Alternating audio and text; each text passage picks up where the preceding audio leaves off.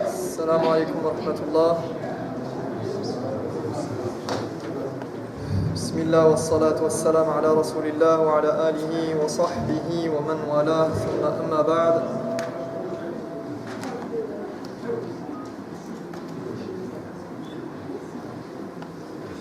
Alors on parle toujours de Fudul al-Kalam, donc des propos superflus ou des mauvaises manies du langage, Afatul Lisan. Et on est arrivé à Al-Ghiba, la médisance. Et la dernière fois, on avait cité la parole du prophète sallallahu alayhi wa sallam à Aïcha, al-Mu'minin, radiyallahu anha, wa ani sahabati ajma'in. Lorsque elle avait parlé de Safiya, et Aïcha radiyallahu anha, elle a parlé au prophète sallallahu alayhi wa sallam et elle a juste dit Hasbuka min Safiya kada wa kada, yani تقص لنا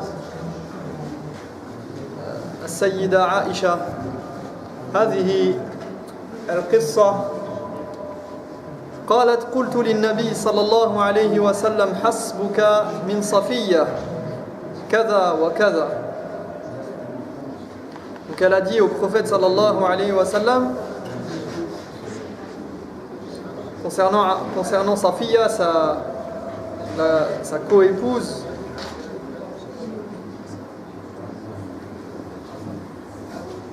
elle dit, tu sais bien que Safiya, elle est comme ci et elle est comme ça. Et les rapporteurs du hadith, certains ont dit que elle signifiait qu'elle était petite, de taille. Et le prophète sallallahu alayhi wa sallam lui a répondu, يعني قال بعض الرواة تعني قصيرة فقالت هذه الكلمة وقال النبي صلى الله عليه وسلم قال لها لقد قلت كلمة لو مزجت بماء البحر لمزجته. Donc il lui a dit, si on avait mélangé ce que tu viens de dire à l'eau de la mer, elle l'aurait complètement transformée, complètement souillée. Juste pour cette petite parole. Et elle ajoute قالت وحكيت له إنسانا فقال ما أحب أني حكيت إنسانا وإن لي كذا وكذا. Donc elle ajoute, elle dit, j'ai imité quelqu'un devant le prophète sallallahu alayhi wa sallam en le singeant. Elle a imité quelqu'un, elle a fait des gestes pour parler de quelqu'un. Et le prophète alayhi wa sallam, il lui a dit, je n'aime pas imiter quelqu'un d'autre, dans le sens de pour me moquer de lui, même à en obtenir des faveurs de ce bas monde. Même si on me donne toutes les faveurs de ce bas monde, on me donne des choses de ce bas monde et j'en obtiens un gain, un profit, je ne voudrais pas me moquer de quelqu'un et le singer et l'imiter.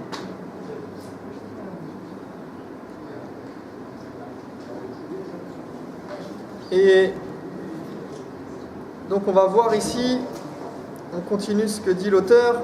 Et on avait terminé sur cet aspect-là de la médisance, parce que dans la médisance, il y a deux parties,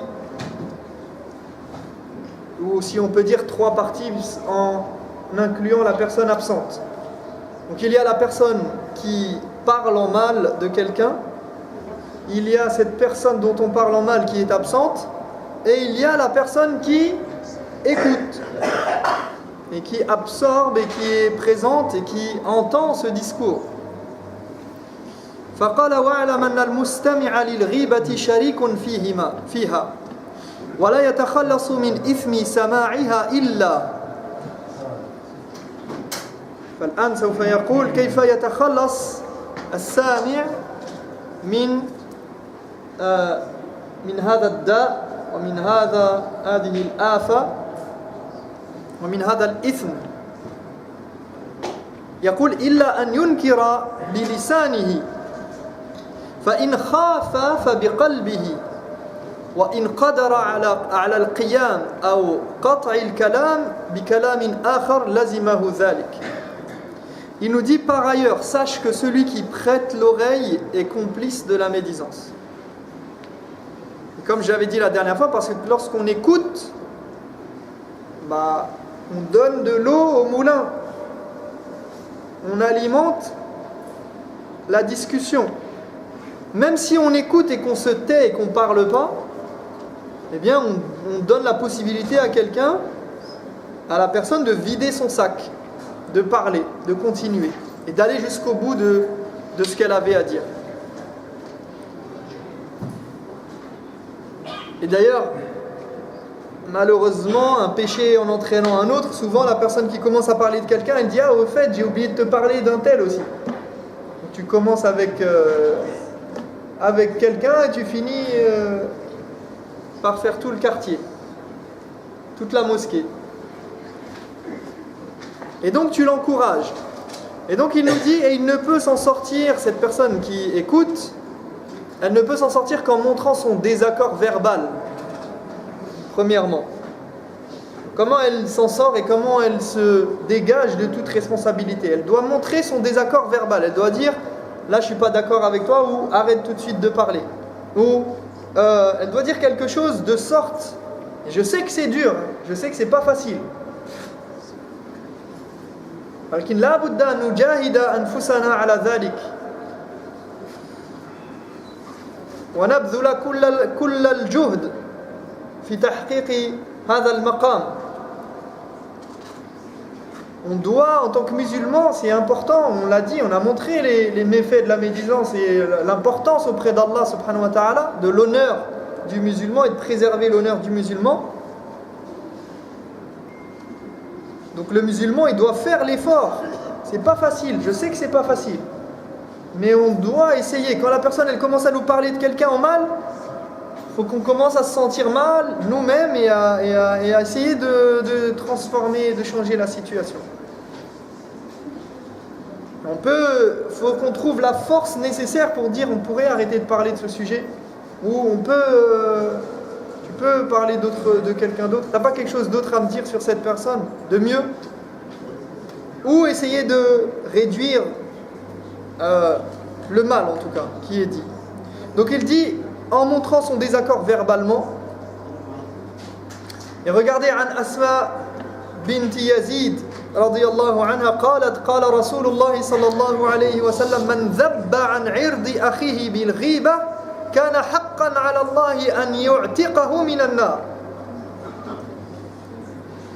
Le prophète sallallahu alayhi wa sallam a dit, comme le rapporte Asma bint Yazid, celui qui défend l'honneur de son frère alors qu'on médit de lui, il méritera qu'Allah l'affranchisse du feu. Celui qui défend l'honneur de son frère. Et même si c'est une personne qu'on ne porte pas dans notre cœur, يعني ليس شرطا أن تحب هذا الرجل أو هذه المرأة وهذا الشخص الذي يتكلم فيه. C'est pas une condition que ce soit ton meilleur ami. Non, c'est un musulman, même si tu n'es pas d'accord avec lui, même si tu ne l'aimes pas, pour X ou Y raison de cette dunya, eh bien, il faut essayer de défendre son honneur. Donc il dit, soit tu arrives à, celui qui écoute cette médisance, soit tu arrives à montrer que tu n'es pas d'accord. Il dit, ou au moins intérieurement dans son cœur, si la personne elle a peur et qu'elle ne peut pas faire autrement et qu'il y a un enjeu ou c'est difficile pour elle, il faut au minimum qu'elle يعني ينكر بقلبه إن لم يكن بلسانه على الأقل بقلبه. Au minimum, إنكار المنكر, il doit se faire par le cœur au minimum. Et il dit, et si jamais il lui est possible de se lever, de partir ou de couper court à la discussion en passant à autre chose, il se doit de le faire. S'il a cette possibilité, s'il a cette chance et qu'il trouve cette force ou cette opportunité, qu'il change de sujet. Vous savez, c'est comme avec les enfants parfois. Les enfants, on a tendance à se bagarrer presque avec eux pour arriver à nos fins. Des fois, il suffit juste de détourner leur attention. D'ailleurs, la plupart du temps, en fait, il suffit juste de détourner l'attention pour partir sur autre chose. C'est pareil, là. Dans les discussions comme ça, alors des fois, vous avez des gens qui insistent. يأبى إلا أن يتكلم ويريد الكلام في هذا الشخص المعين أو في هذه المرأة تريد الكلام فيها. Des fois c'est dur parce que la personne elle insiste, mais on peut trouver des subterfuges et des alternatives, Inch'Allah ta'ala. En tout cas, on doit faire cet effort là, c'est important. طيب الأسباب الباعثة على الغيبة. Qu'est-ce qui peut entraîner la médisance? Qu'est-ce qui fait qu'on en arrive à la médisance? يقول أولا تشفي الغيظ بأن يجري من إنسان في حق إنسان آخر سبب يوجب غيظه فكلما هاج غضبه تشفى بغيبة صاحبه. Alors il nous dit premièrement qu'est-ce qui peut amener à ce qu'on fasse la médisance, qu'est-ce qui nous amène à la médisance? Il dit la colère. Il dit parfois c'est pour apaiser sa colère. La personne elle a recours à la médisance parce qu'elle a de la colère en elle et elle en veut à la personne en question. Et donc à chaque fois qu'elle est en colère contre cette personne, eh bien elle va médire. Elle va parler en mal ça va être un moyen d'exorciser cette colère et de vider son cœur. Donc attention à la colère.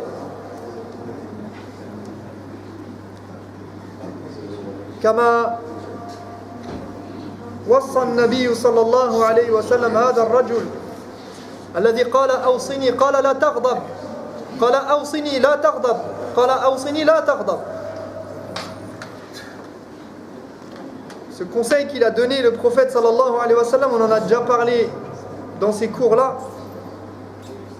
La personne qui est venue lui demander un conseil, il lui a dit conseille-moi. Il lui a dit ne te mets pas en colère. Et il lui a redit conseille-moi, donne-moi un conseil s'il te plaît. Il lui a dit ne te mets pas en colère. Ne te mets pas en colère. Ça aussi c'est dur. Mais il faut qu'on fasse les efforts à ce niveau-là. Parce que regardez, la colère elle mène à la médisance. Souvent quand quelqu'un il médit sur quelqu'un, eh bien cela peut émaner du fait qu'il est en colère contre lui.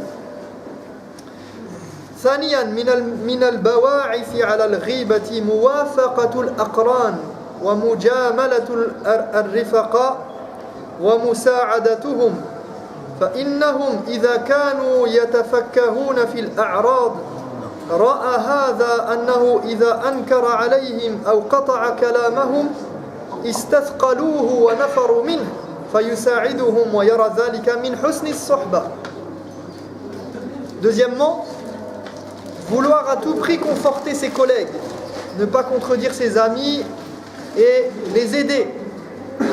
Ainsi, lorsqu'on médit en sa présence, la personne pense qu'en montrant sa désapprobation et en cessant la discussion, eh bien, on ne va plus l'apprécier et on va s'éloigner d'elle. Du coup, elle se sent forcée d'approuver, considérant ceci comme une bonne façon de se comporter avec ses amis. Donc, des fois, on est là parce qu'on ne veut pas blesser la personne, on veut aller dans leur sens. On a cette honte qui nous anime, eh bien on va tomber dans la médisance.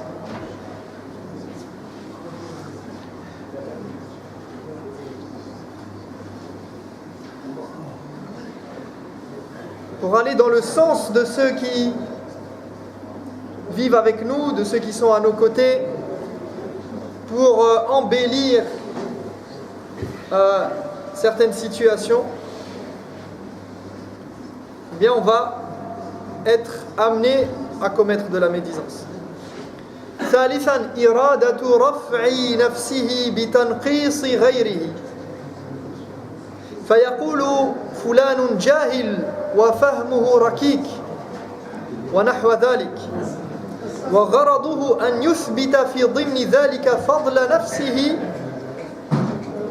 ويريهم أنه أعلم منه وكذلك الحسد في ثناء الناس على شخص وحبهم له وإكرامهم فيقدح فيه ليقصد زوال ذلك. Troisièmement, il dit une des attitudes qui amène à médire sur les autres, c'est de vouloir se mettre au-dessus des autres en les rabaissant.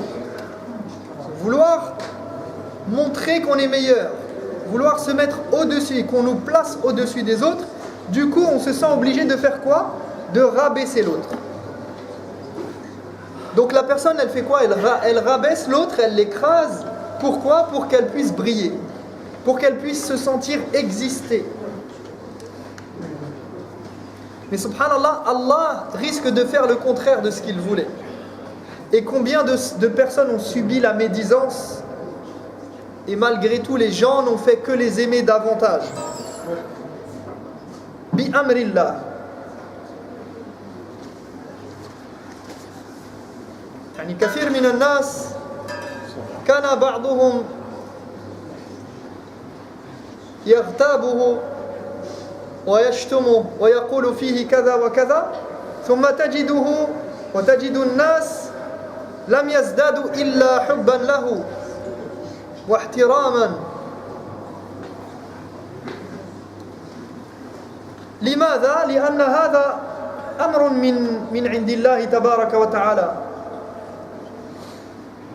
من فوق 7 سماوات.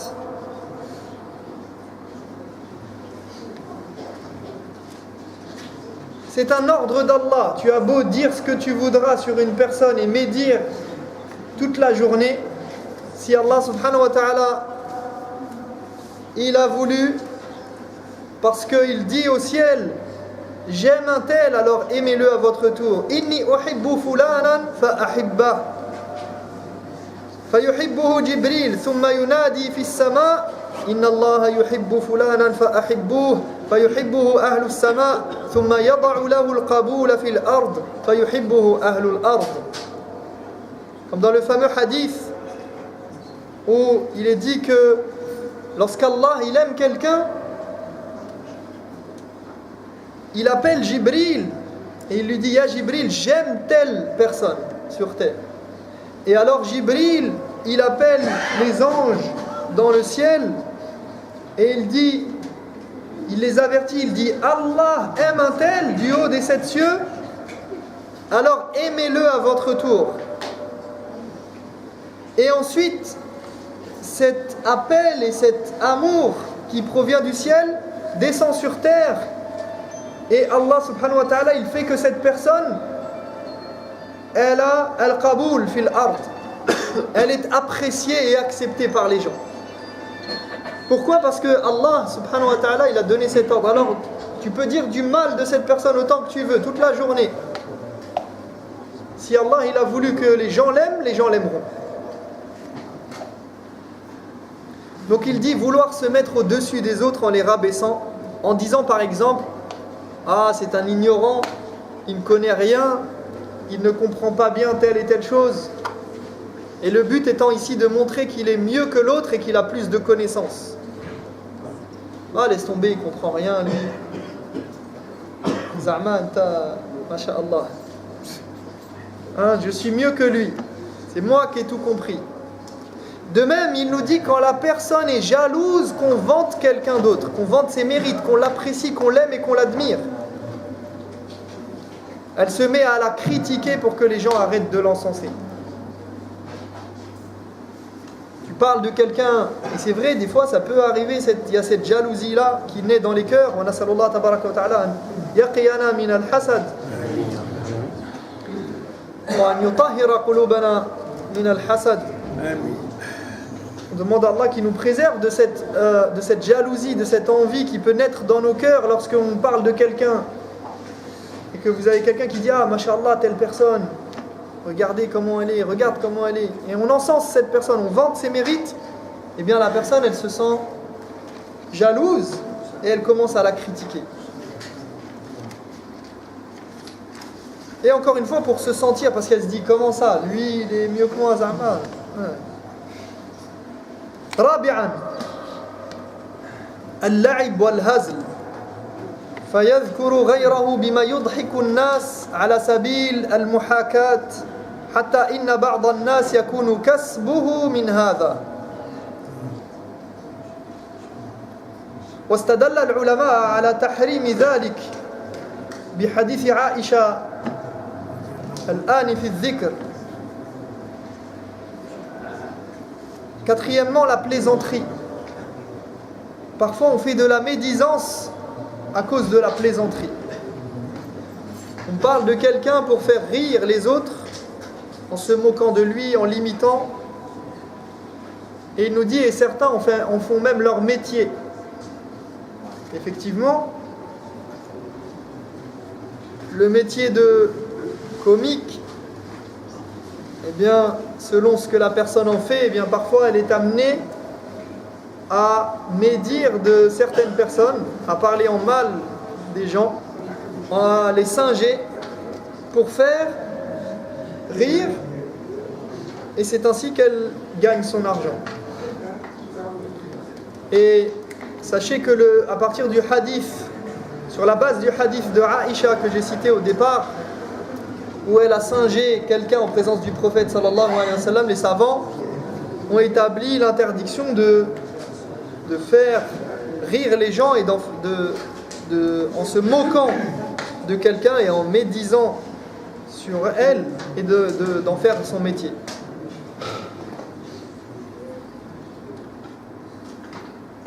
Ilajul ghiba. Comment remédier à la médisance? Personne n'est parfait. On peut tous tomber dans la médisance. On peut tous commettre des erreurs. On fait tous des erreurs. Comment faire pour y remédier? فَلْيَعْلَمِ الْمُغْتَابِ أَنَّهُ بِالْغِيبَةِ مُتَعَرِّضٌ لِسَخَطِ اللَّهِ تَعَالَى وَمَقْتِهِ وَأَنَّ حَسَنَاتِهِ تَنْتَقِلُ إِلَى مَنِ اغْتَابَهُ وَإِنْ لَمْ يَكُنْ لَهُ حَسَنَاتٌ نُقِلَ إِلَيْهِ مِنْ سَيِّئَاتِ خَصْمِهِ فَمَنِ اسْتَحْضَرَ ذَلِكَ لَمْ يُطْلِقْ لِسَانَهُ بِالْغِيبَةِ. Il nous donne ce conseil, il nous dit, qui va nous permettre peut-être, bi'idhnillahi ta'ala, d'éviter le plus possible la médisance. Il dit, le médisant doit savoir, premièrement, qu'il s'expose à la colère d'Allah subhanahu wa ta'ala et à son châtiment. Quand tu médis, tu fais un grand péché. Il faut apprendre ça à nos enfants. J'avais un cours la dernière fois avec des enfants. On a parlé ils m'ont posé la question sur les péchés, les grands péchés. Eh bien, je peux vous assurer que la plupart des enfants, et même sans parler des adultes, eh bien, quand on leur dit un grand péché, ils vont penser au meurtre, au vol, éventuellement. Ça va pas très loin. On n'arrive pas toujours à avoir conscience de ce que c'est un grand péché auprès d'Allah subhanahu wa ta'ala. Mais dire la médisance, al-ghiba min al-kaba'ir, c'est un grand péché auprès d'Allah subhanahu wa ta'ala. Donc celui qui médit, il s'expose premièrement à la colère d'Allah. Et deuxièmement, qu'il sache que ses bonnes actions seront redistribuées aux victimes de sa médisance. Et au cas où il n'aurait plus de bonnes actions à distribuer, il recevra leurs mauvaises actions en cadeau. Et il dit, celui qui a ceci à l'esprit n'osera pas se laisser aller à la médisance.